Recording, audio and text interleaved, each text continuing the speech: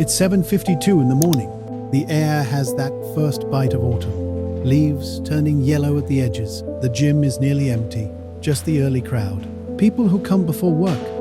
Before the day really starts. A man stands in the locker room. Towel over his shoulder. Gym bag in hand. He's tired. Didn't sleep well. His mind is already at the office. The meeting at 10. The report's due by Friday. He's not really paying attention.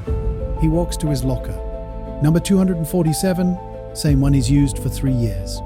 Every Monday, Wednesday, Friday, morning routine. Workout, shower, work. Predictable. He reaches for the lock, spins the combination. 1873. His wedding anniversary.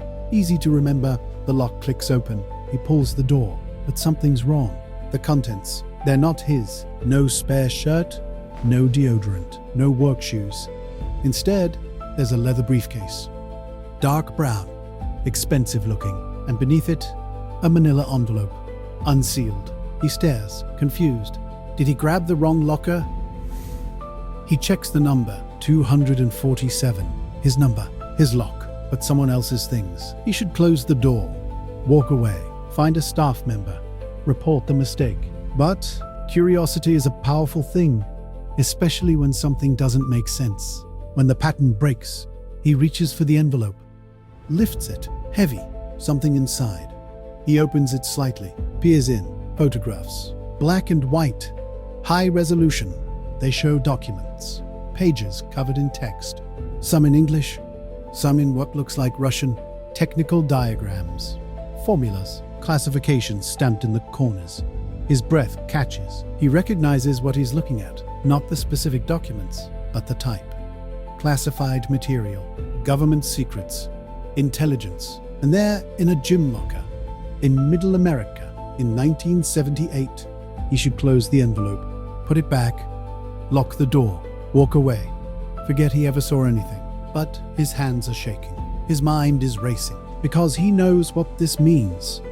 Someone is using this gym, this locker room, this specific locker, to pass information, secret information, to people who shouldn't have it. And he just walked into the middle of it by accident because he was tired and distracted and opened the wrong locker. Or he checks the number again. 247, his locker, his lock, his combination. But these aren't his things. Unless someone changed the contents. Overnight, while the gym was closed, broke into his locker, left the briefcase and envelope, used his space as a dead drop. The realization hits him like cold water. His locker, his routine, his predictable schedule. Someone's been watching, planning, using him without his knowledge. And now he's standing here, holding evidence, in a locker room, alone, with no idea who's watching, who's coming to collect, or what happens to witnesses who see too much. Before we dive into this incredible story, subscribe to the channel. Tell me what city you're watching from. This is a fictional narrative. The characters and events are dramatized for educational purposes. Now grab your favorite drink, settle into a comfortable spot and pay attention. Stay alert. Another story of the invisible war begins now. Are you ready? Let's go. I am Victor Hale, and now come to my world. His name is David, 38 years old, civil engineer, works for a mid-sized firm that does government contracts.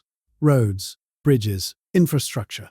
Nothing classified, nothing sensitive, just standard municipal work. He's married, 2 kids, lives in the suburbs, drives a sedan, mows the lawn on weekends. Ordinary life, comfortable, predictable. The gym membership was his wife's idea. You need to take care of yourself, she'd said. You're sitting at a desk all day. Your back hurts. Your stress is high. Join a gym. So he did, 3 years ago. A facility 10 minutes from his office. Clean, well-maintained, affordable. He signed up, got a locker, established a routine. Monday, Wednesday, Friday, 6:45 a.m. 45 minutes of cardio and weights, shower, change, at the office by 8:30. Simple, effective. The locker was part of the package. Monthly rental. Number 247, second floor. Men's locker room. He brought his own lock, set his own combination, his space, his security, or so he thought. Now, standing here, looking at the briefcase and envelope, David realizes how wrong he was. Security is an illusion. Privacy doesn't exist. Someone has been using his locker. For how long? Days? Weeks? Months? Has he noticed anything unusual? People watching him? Following him? Strange encounters? Nothing comes to mind. Just the regular gym crowd. Familiar faces. Nods in passing.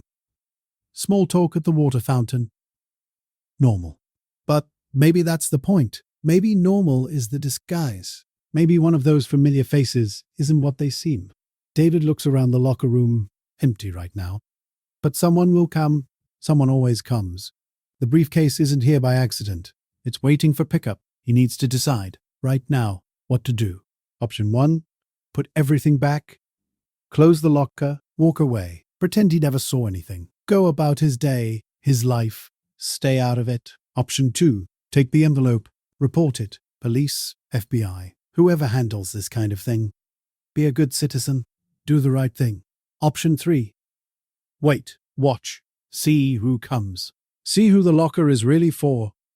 Gather information. Understand what's happening before making a move. Each option has risks. Each option has consequences.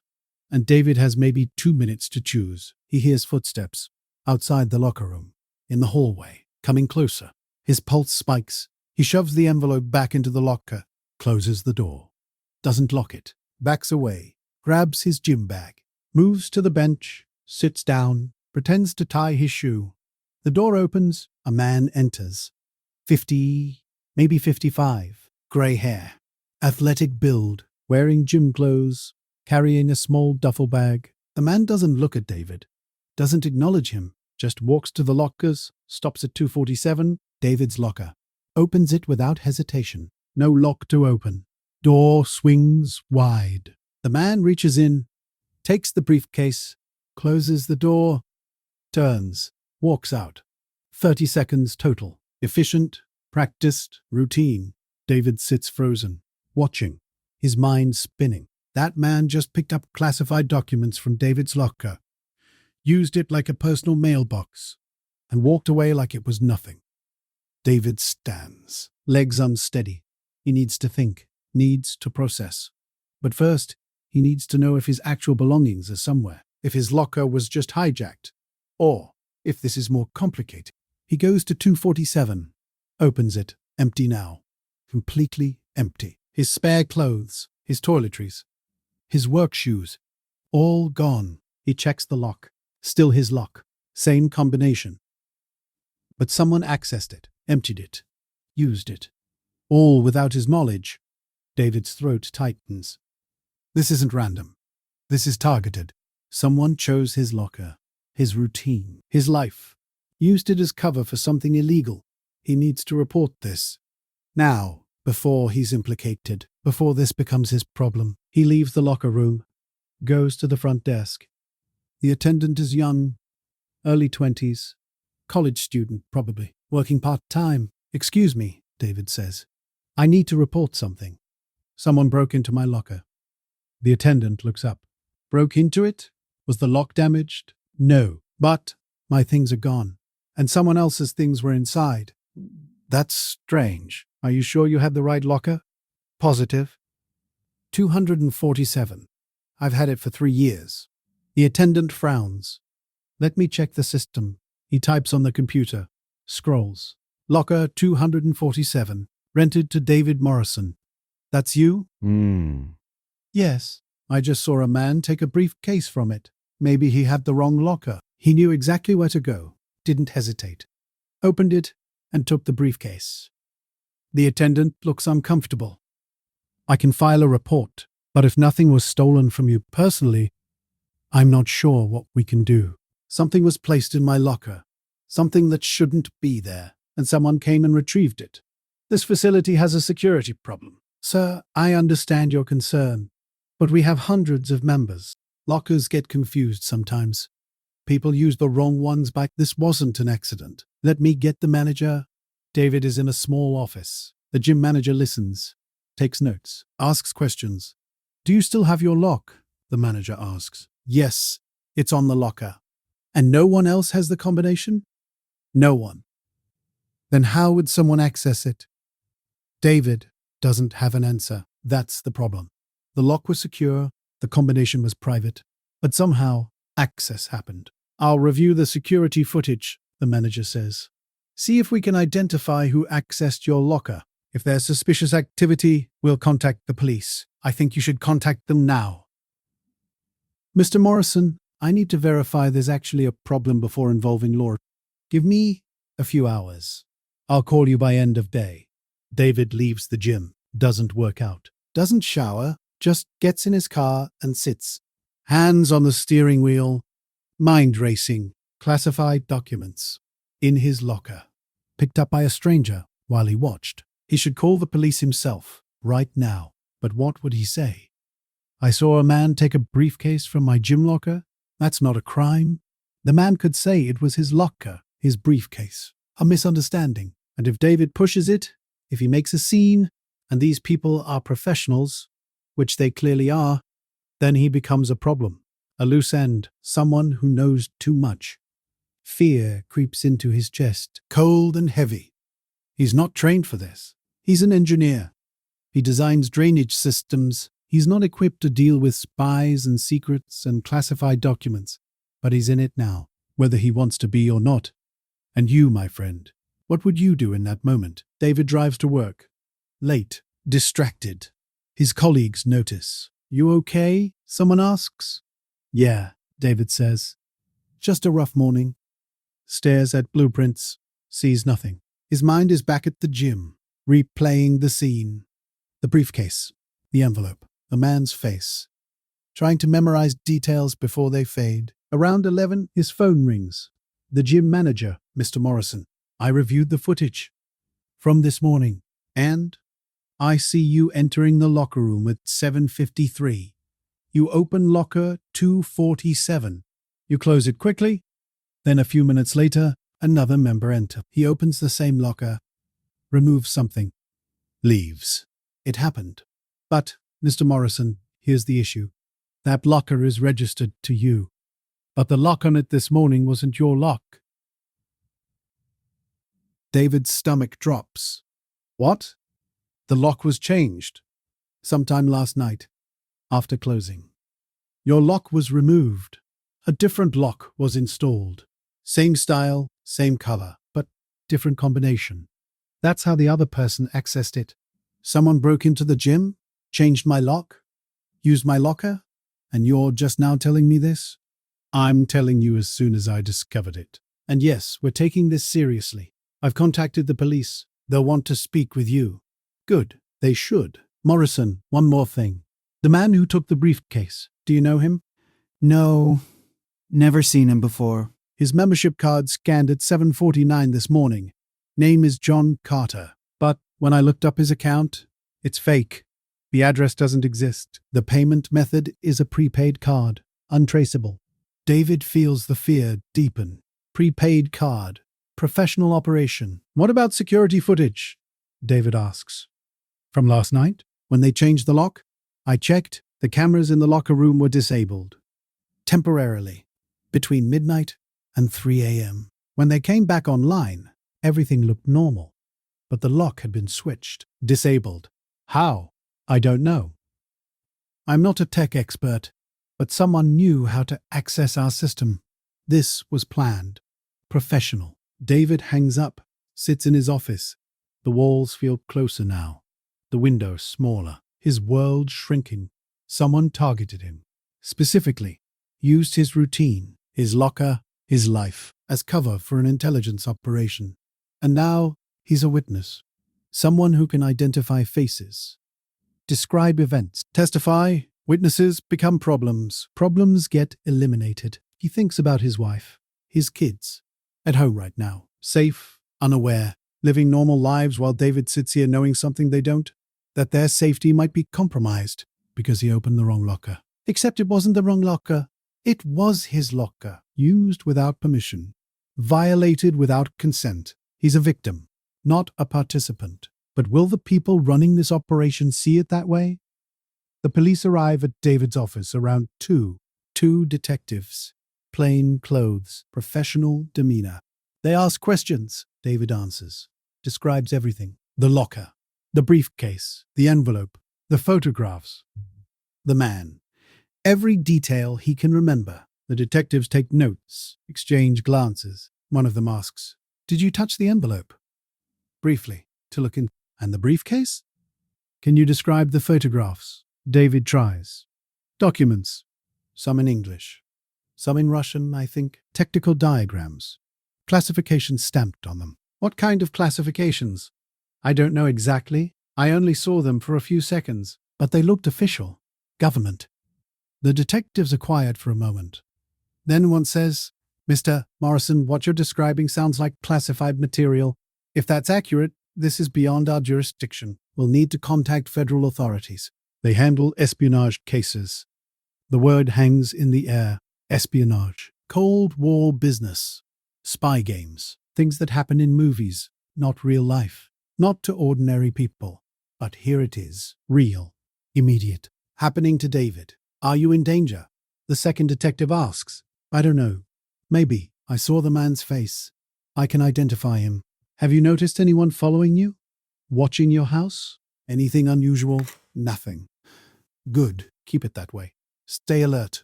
Vary your routines. We'll have a patrol car drive by your house periodically, and we'll expedite contact with the FBI." The detectives leave. David sits alone.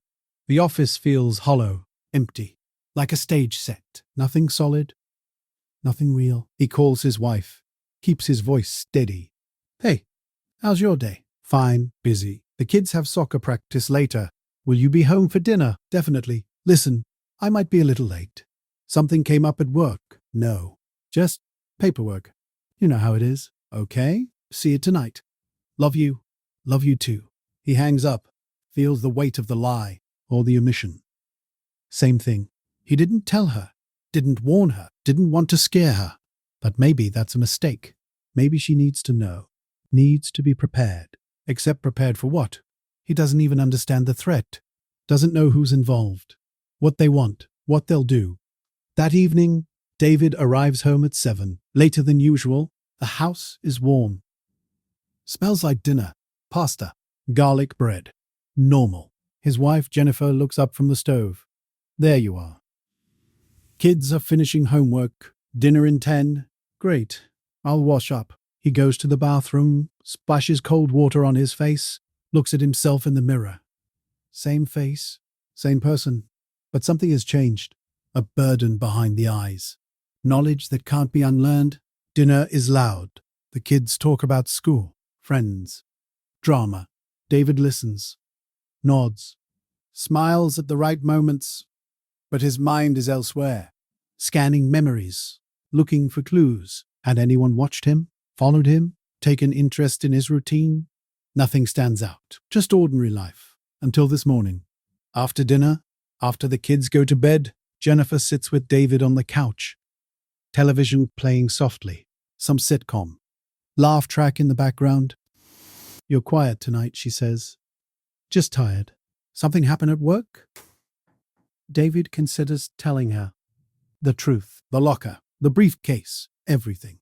But the words stick. Admitting it makes it real, makes her part of it, and he wants to protect her, keep her separate, safe. No, just a long day, lots of meetings.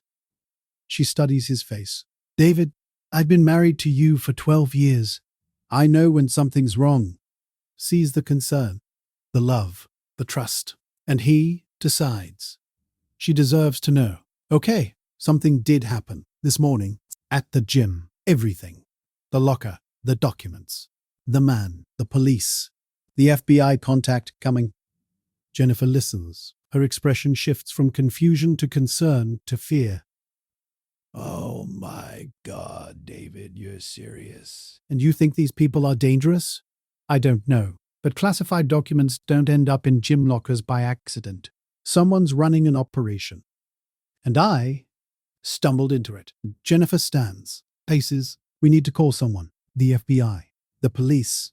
Someone. The police already know. They're contacting the FBI. When? Soon. I don't know. Exactly. David, what if these people come after you? After us? That's why I'm telling you. So you can be careful. Watch for anything unusual. Anyone following you. Strange cars. Anything. This is insane. This is our life. Our kids.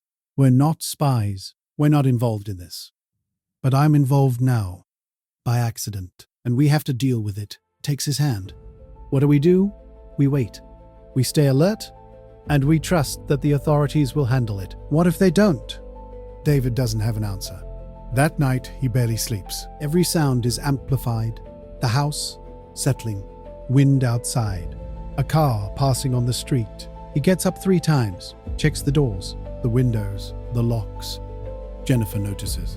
Come back to bed. You're making me nervous. Just checking. Everything's locked. We're safe. But safety is relative, and David's not convinced anymore. The next morning, Friday, David doesn't go to the gym. Breaks his routine for the first time in 3 years. Goes straight to work, arrives early, sits at his desk, waits. At 9:15, his phone rings. Unknown number. David Morrison? Yes. This is Special Agent Lauren Matthews, FBI. I understand you reported an incident at your gym yesterday morning. Yes, I did. Discuss what you saw. Can you come to our office this afternoon? What time? 2 o'clock. I'll text you the address. Okay, I'll be there. Mr. Morrison, one more thing. Don't discuss this with anyone. Not colleagues, not friends, only immediate family. Understood? Understood. David spends the morning distracted. Colleagues notice again. You sure you're okay, they ask? Yeah, he lies. Just fighting off a cold. Federal building. 13th floor. Security checks. ID verification. Escort to a conference room. Agent Matthews is waiting. Late 30s. Professional. Sharp eyes. She gestures to a chair. Mr. Morrison. Thank you for coming. Let's talk about Thursday morning. David recounts everything. Again, more details this time. The agent takes notes, asks specific questions. Times. Descriptions. Exact wording of what he saw on the documents. And you're certain the text included Russian? She asks. It looked like Russian, Cyrillic characters. I'm not an expert, but you're familiar enough to recognize it? Yes. I took a semester of Russian in college, long time ago. But I remember the alphabet. Matthews nods. The man who retrieved the briefcase. Can you describe him again? David does. Build, hair color, approximate age, clothing, gait. Would you recognize him if you saw him again? Yes, definitely. Look at these photos. Tell me if any of them matched the man you saw. David opens the folder. 8 photographs. All men, similar age range, similar builds. He studies each one carefully. On the 4th photo, he stops. This one. That's him. Matthews' expression doesn't change, but something in her posture shifts. You're certain? Yes, that's the man. She closes the folder. Thank you. That's very helpful. Who is he? I can't disclose that right now, but your identification is important. It corroborates other intelligence? So this is part of something bigger, Matthews? Leans back. Mr. Morrison, I'm going to be direct with you. What you witnessed is part of an ongoing counterintelligence operation. We've been monitoring certain individuals for months. Your gym locker was being used as a dead drop, a transfer point for sensitive material. Used by who? A network? Foreign operatives? The details are classified. But what I can tell you is this. You're not in immediate danger. These people don't know you saw anything. They think their operation but I saw the man's face. I can identify him. True. Which is why we need your cooperation. We may need you to testify. Provide witness testimony when we make arrests. David feels the weight settle deeper. Testimony. Court. Public involvement. When will that be? I can't say. Could be weeks. Could be months. We're building a case. Gathering evidence. Your account is one piece. And until then, you go about your life. Normal routine. But stay vigilant. If you notice anything unusual, anyone following you, strange phone calls, unexpected visitors, contact me immediately. She hands him a card. Direct line. David takes the card, studies it. FBI seal, Agent Matthews' name, a number that connects to a world he never wanted to enter. Can I ask you something? David says. Sure. Why me? Matthews considers. Convenience. Your routine is predictable. You come at the same times. Same days. You're reliable. That makes you useful, not because of who you are, just because of your habits. David feels a chill. Used. Exploited. Without consent. Without knowledge. Will they come back? Use my locker again? No. The operation is compromised now. They'll change methods. Find a new location. That's standard procedure. So I'm safe? Relatively. But Mr. Morrison, I need you to understand something. These people are professionals. They're careful. They don't take unnecessary risks. But if they perceive you as a threat, if they think you're actively interfering, that calculus changes. Meaning? Meaning, don't investigate on your own. Don't try to identify other players. Don't go back to that gym asking questions. Let us handle this. Your job is to be a witness, not an investigator. Would you have believed this explanation? Or would something still feel off to you? David nods. I understand. Good. Go home. Be with your family. Live normally. We'll contact you when we need you. Gets in his car, sits for a moment, processing. He's a witness now, part of an FBI investigation, connected to espionage, Cold War games. Things that shouldn't touch ordinary luck, but they do. They touch everyone, because the war isn't fought on battlefields anymore. It's fought in gyms, in offices, in suburban neighborhoods, everywhere, all the time. Invisible until you stumble into it. David drives home. Dinner. Bedtime routine, normal facade. But underneath, everything has changed. He's looking at the world differently now.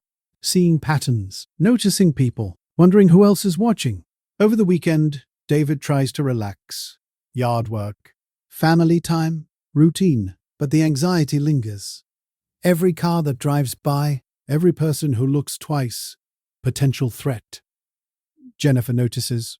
You need to let this go. Trust the FBI. Stop obsessing. I'm not obsessing. I'm being careful. You're being paranoid.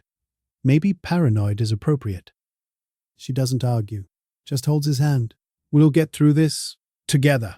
Monday morning, David decides to return to the gym. Not because he wants to, but because Agent Matthews said to maintain normal routine, and avoiding the gym breaks pattern creates a tension. He arrives at 6:45. Same time as always. The locker room is familiar, but different now, tainted. He goes to locker 247. His lock is back. His belongings are inside. Everything returned. Everything normal. Except it's not normal. Not anymore. He works out. Mechanical. Going through motions. Watching the door. Every person who enters is a potential threat. Every glance is suspicious. In the shower, he realizes something. He's living in fear. Constant vigilance. And it's exhausting. Unsustainable. He can't do this forever. But how long is forever? When does the investigation end? When is he free? Weeks pass. October becomes November. Life continues. David works. Jennifer manages the household. The kids go to school. Ordinary rhythms. But always underneath, the knowledge, the waiting. Agent Matthews calls occasionally. Updates. We're making progress, she says. Building the case. It'll happen soon. But soon is elastic, undefined. Another week, another month. David starts to wonder if he imagined it, if the briefcase and documents were real, if any of it matters. Then, on a Tuesday in late November, everything changes. David is at work, late afternoon. His phone rings. Agent Matthews. Mr. Morrison. We're moving. Tonight. Arrests are happening. Multiple targets. I need you to stay home. Don't go anywhere. Don't answer the door unless it's law enforcement. We'll have a unit outside your house. Protection. Protection? You said I wasn't in danger? You're not. This is precautionary. We're picking up several operatives tonight. During the operation, we want you secure, in case anyone in the network tries to eliminate witnesses. Eliminate, etc. It's unlikely, but we're being thorough. Stay home, stay inside. We'll contact you when it's clear. David sits frozen. Eliminate witnesses. The words echo. He calls Jennifer. I'm coming home now. Don't let the kids go anywhere. Stay inside. Lock the doors. David, what's wrong? Please. I'll explain when I get there. He drives home fast, pulls into the driveway, sees an unmarked car across the street, 2 men inside, FBI probably, watching. Inside, Jennifer is waiting. What's happening? The FBI is making arrests tonight. They want us inside, safe. For what we saw? Yes, and related activity. It's bigger than just the locker. They're taking down a network. Jennifer's face pales. Oh God, are we safe? There are agents outside. We're protected. They gather the kids, send them to their rooms. Tell them it's a quiet night. Stay upstairs. Do homework. Watch TV. Don't come down. David and Jennifer sit in the living room. Curtains drawn, lights low, waiting. The clock ticks. Minutes feel like hours. At 8:37 p.m., David's phone rings. Agent Matthews. We've made 6 arrests, including the individual you identified, John Carter. Real name is Yuri Volkov, KGB operative. Deep cover. He's in custody. Relief flooding through. Is it over? The immediate threat? Yes. But, Mr. Morrison, I need to prepare. This will go to trial. Federal court. You'll be called as a witness. Your testimony about identifying Volkov and describing the documents will be crucial. When? Months from now. Maybe a year. These cases take time. But when it happens, you'll need to testify. Under oath. In open court. Will he be there? Volkov? He has the right to face his accuser. David feels the fear return. Different now. Not immediate danger, but the prospect of facing the man. In court. Under scrutiny. His life examined. His credibility challenged. What if I refuse? You can't. You're a material witness. You'll be subpoenaed. But Mr. Morrison, you're doing the right thing. You're helping protect national security. That matters. I just opened a locker. Wrong place, wrong time. Sometimes that's all it takes. Being in the right place. Paying attention. Having the courage to report what you see. Think about the patterns around you. The small things that don't fit. The routines that seem off. Type locker in the comments so I know you made it this far. Because the truth is, most people wouldn't have looked in the envelope, wouldn't have reported it, would have closed the locker and walked away. Too scared, too busy, too willing to assume it's not their problem. But David looked and became part of something bigger, not by choice, not by desire, just by circumstance. By being observant, by trusting his instincts. And because of that, a spy network was disrupted, intelligence was protected. Secrets stayed secret. Or the right one, depending on how you look at it. The trial happens 14 months later, February 1980. Federal courthouse. High security. Media presence. International attention. United States v. Yuri Volkov and Associates.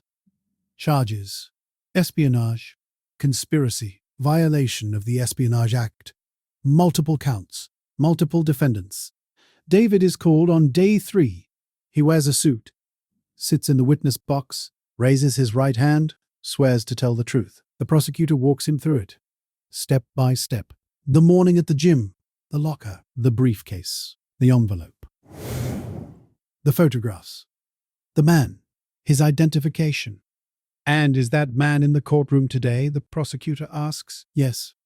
Can you point him out? David looks across the room. There. At the defense table, Yuri Volkov, older looking now, thinner, wearing a suit. But the same face, the same man. Him, that's the man I saw. The defense attorney cross-examines, aggressive, attacking David's certainty. You only saw him for a few seconds, correct? From across a locker room? Not across maybe 15 feet. And you claim you can positively identify him? After 14 months? I recognized him in the photo the FBI showed me. And I recognize him now. But you're an engineer, not a trained observer, not law enforcement, just an ordinary citizen who happened to see someone in... That's correct. But I know what I saw. Do you? Or do you think you know?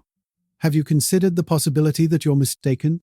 That the stress of the situation, The pressure from the FBI, the media attention, all of it has influenced your memory, I'm certain, even though you had no reason to pay special attention to this man. No reason to memorize his face. You were just tying your shoe correct. But when I saw him take the briefcase from my locker, I watched carefully. I knew it was important. Important how? You didn't know what was in the briefcase at that point? No, but I knew something was wrong. The situation was unusual, so I paid attention. The defense attorney shifts tactics. Mr. Morrison, how much were you paid to testify today? I wasn't paid anything. So you're doing this out of civic duty? Yes. Or perhaps out of a desire for attention? Fame? Your 15 minutes?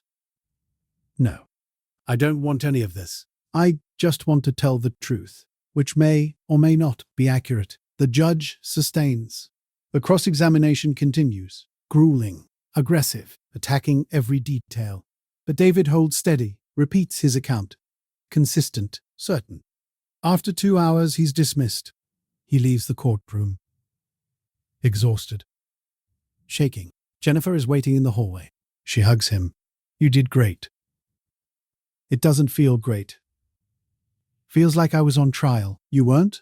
He was, and your testimony helped. Dozens of witnesses, hundreds of exhibits, documents, photographs, recordings, evidence of a coordinated espionage operation, stealing classified information, passing it to Soviet handlers, years of activity, multiple operatives. David's testimony is a small part, but crucial. His identification of Volkov, his description of the photographs, corroborating other evidence, building the case. The jury deliberates for 2 days, returns guilty verdicts on all counts. Volkov is sentenced to 25 years, federal prison, no parole. The other defendants receive sentences ranging from 10 to... The network is dismantled, operations shut down, damage assessed. In a closed briefing after the trial, Agent Matthews thanks David. Your cooperation was essential. Without your identification, Volkov's defense might have succeeded. He'd be free. Operating, stealing secrets, more than help. You stopped something, prevented damage, protected the country. That's significant. But the satisfaction he expected doesn't materialize.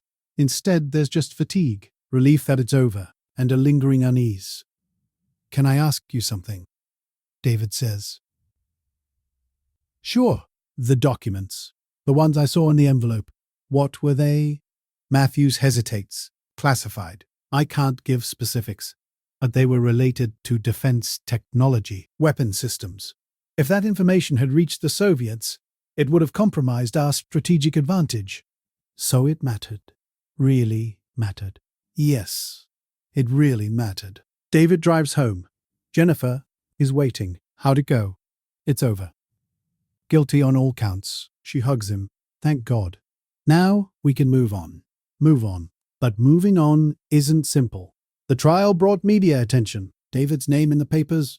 Local news coverage. Ordinary citizen helps catch Soviet spy. Interviews requested. Declined. Attention unwanted. At work, colleagues ask questions. David deflects. Minimizes. Just did what anyone would do. But they look at him differently now. Not quite trust. Not quite suspicion. Just awareness. He's not just David anymore. He's the guy who caught a spy. The kids hear about it at school. Is your dad really a spy catcher? David explains. Simplify. I saw something unusual. Reported it, that's all. But to kids, it sounds like adventure, like movies. They think it's cool. David doesn't think it's cool. He thinks it's exhausting. Disruptive. Unwanted. Months pass. The attention fades. Life returns to something resembling normal. David goes back to the gym. Different location, new routine. No locker rental. Just in and out. Minimal presence. He's more cautious now. Aware. Notices things other people miss. Patterns. Behaviors. Inconsistencies. Can't turn it off. Jennifer notices you're always watching. Always analyzing. You need to relax. I'm trying. Try harder. We're safe. The threat is gone. You can let your guard down. But can he? Once you know what's possible, how easily ordinary life can intersect with hidden wars, can you unknow it? Can you go back to blissful ignorance? David doesn't think so. In 1983, 3 years after the trial, David receives a letter, official government seal. Inside, a certificate. Commendation from the FBI director. Recognition for assistance in a counterintelligence operation. Contribution to national security. He reads it once, files it away. Doesn't frame it, doesn't display it, just acknowledgement. Proof it happened. In case he ever doubts, but he doesn't doubt. He remembers every detail. The locker, the briefcase, the envelope, the photographs, the man's face, all of it seared into memory. Permanent record. Years pass. The Cold War continues, then ends. Berlin Wall falls. Soviet Union collapses. The world changes. Old enemies become something else. Not friends. Not exactly. But not enemies either. Detente. Cooperation. New era. David wonders sometimes about Volkov. Still in prison.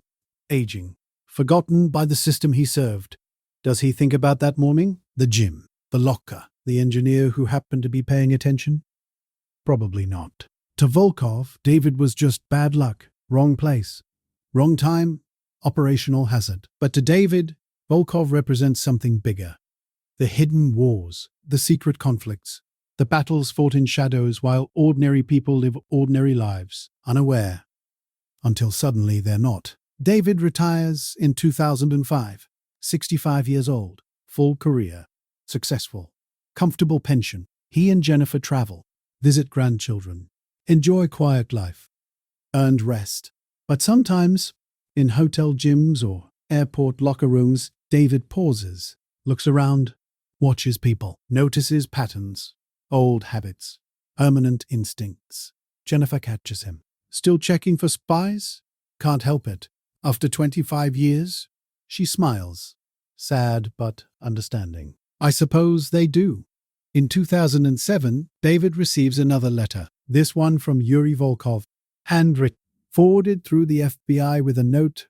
Subject requested permission to contact you. We've approved under supervision. You're not obligated to respond, but curiosity wins. He opens it, reads. The letter is brief, not apologetic, but reflective. Volkov writes about the Cold War, the ideology, the service, the sacrifices. He doesn't regret his actions, but he acknowledges David, the engineer, the witness, the man who ended his career. You were observant, Volkov writes. More observant than we anticipated. That's unusual. Most people see nothing, notice nothing. You noticed. That's why I'm here. And you're there. Fate decided.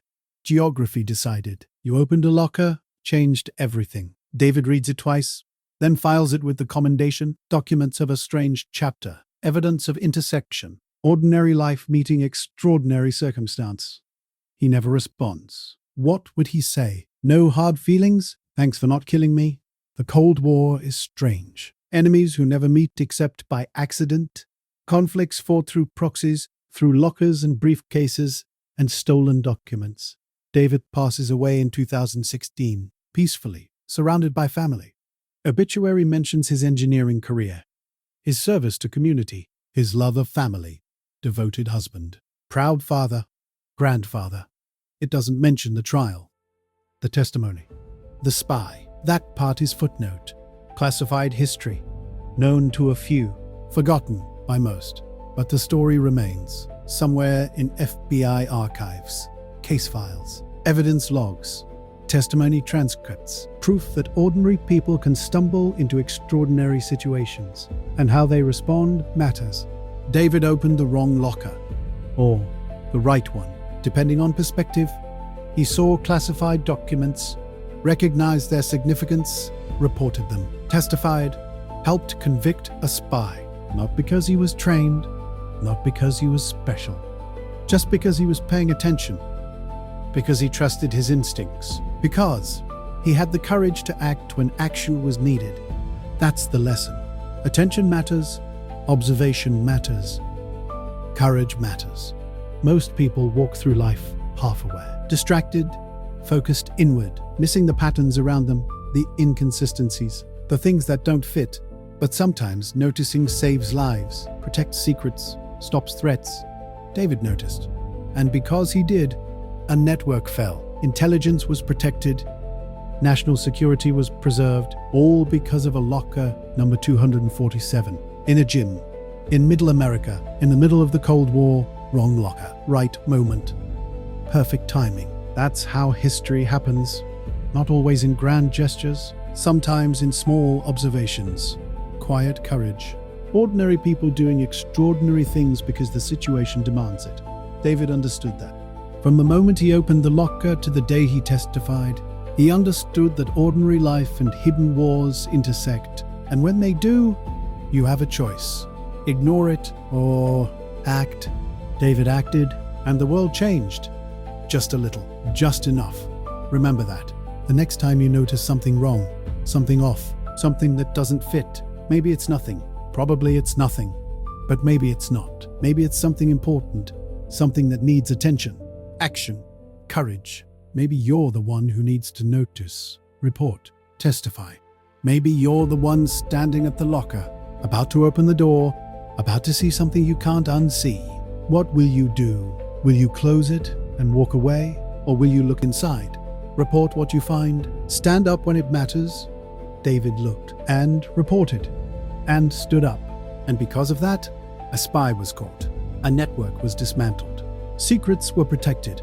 All because he opened the wrong locker. And here we come to the end of another story. Leave a like and tell me in the comments where you're from. Sometimes I read these stories to my granddaughter before bed.